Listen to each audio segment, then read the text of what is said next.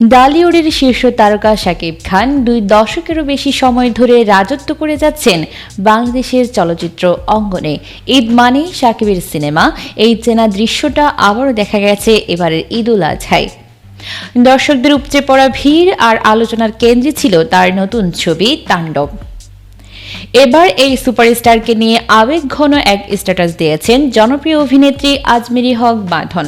সোমবার নিজের ফেসবুক অ্যাকাউন্টে তিনি প্রকাশ করেন শাকিব খানকে ঘিরে নিজের অনুভূতি ও শ্রদ্ধা। বাঁধন লেখেন, আমার জীবনে বহু মানুষ আছেন যারা আমাকে অনুপ্রাণিত করেছেন। এর মানে এই নয় যে আমি তাদের সব মতের সঙ্গে একমত, কিন্তু তাদের জীবনের কিছু দিক, মানসিক দৃঢ়তা, সিদ্ধান্ত আমাকে গভীরভাবে ছুঁয়ে গেছে। ঠিক তেমন একজন হচ্ছেন আমাদের সুপারস্টার শাকিব খান।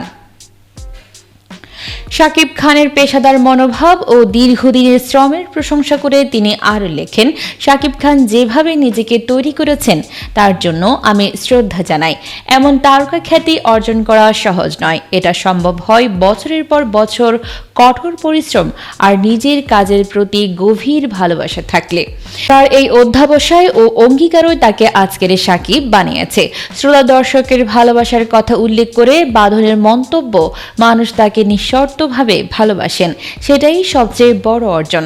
আমি বিশ্বাস করি খ্যাতির সঙ্গে দায়িত্বও বাড়ে। আমার ধারণা শাকিব সেটা গভীরভাবে উপলব্ধি করেন। তার সব কাজের জন্য শুভকামনা রইল।